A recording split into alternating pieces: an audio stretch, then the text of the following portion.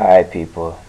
I'm back for all the people who think I'm a Floyd Mayweather. I'm not a Floyd Mayweather. I mean, I am. I think he's a great boxer, but all in all, I'm not like, whoo, Floyd Mayweather. No. Look, Floyd Mayweather, if he does not go down as the greatest fighter in this era, it's his own fault.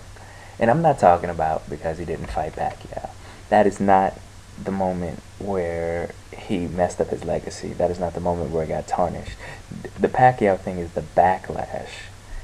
Where he tarnished his legacy was in 2007. If you fast forward back to 2007, you look at the string of opponents that he put together. This is before he was picking soft guys. This is when he was fighting the best of the best. This is when he had the most one-sided fight I've ever seen in my life against Arturo Gatti, and then he moves on to move up to welterweight, fights a legitimate top 10 welterweight in Sharma Mitchell, destroys him, fights in prime, in shape Zab Judah, who should have been the undisputed welterweight champion of the world, but uh, destroys him, goes on to fight Carlos Baltimore, who hadn't lost in 9 years, something ridiculous, destroys him. And I mean, these are dangerous. That guy. That's not a guy that Floyd Mayweather would fight now. A guy who hasn't lost in 8 years. Heck no. Doesn't have that big of a name, and he hasn't lost in 8 years. That's like a lose-lose. You don't get anything from that except credibility from boxing experts. There's no way Floyd Mayweather fights a guy like that now. That's just a straight dangerous fight. And then he moves up to 154 to fight Oscar De La Hoya, who is still an elite fighter, still a world champion, still actively engaged in fights daily, yearly.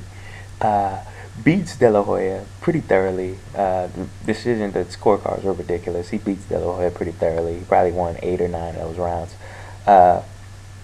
Comes back down to 147. Beats Hatton, who was at the time considered one of the last real threats to Mayweather. Beats this guy, and at this time, at this moment, in 2007, he has the option of closing the history books as being the greatest fighter in our era. 3 guys left in his division that are either ranked in the top 10 pound for pound guys or right outside of it. He fights those 3 guys and wins. He closes the history books. No matter what happens after that, he closed the history books as being the greatest fighter of the era just from a string of fights. And he goes dancing with the stars. The Miguel Cotto, Antonio Margarito, and Paul Williams. Those 3 names. He fought those guys at that time and won. That's it. Manny Pacquiao does not matter at all. With those victories, none of that would have mattered. He would have closed the book. It would have been done. Matter of fact, right now, he has to keep that 0 on his record to go down as being greater than Pacquiao. If he loses now, it's over. If he would have won those 3 fights when he had the chance, it doesn't matter if he loses now. He still goes. He could fight Pacquiao tomorrow and lose the fight and would still go down as being a better fighter because Pacquiao could not string together those fights. And he screwed himself by deciding not to. He had his opportunity to close the books. So if he goes down as not being the greatest fighter of this era, it's his own fault. He had his chance. He had his time to shine, and he blew it. He was in his prime. He was 30 years old. He had these guys.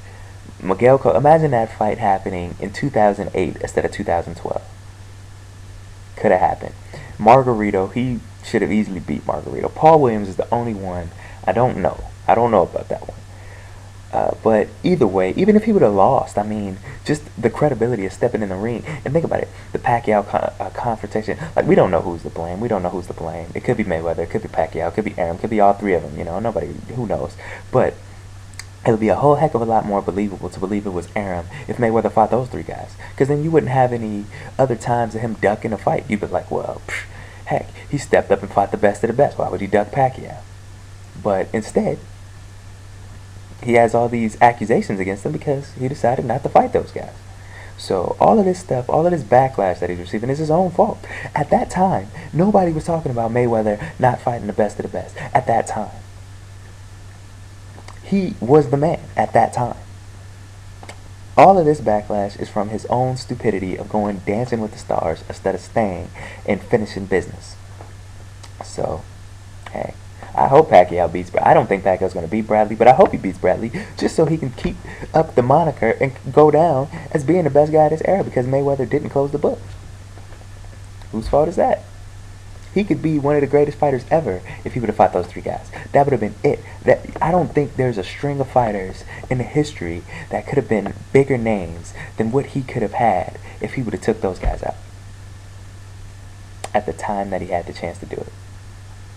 And he let it slip by. So, hey, Mayweather doesn't make it. It's his fault.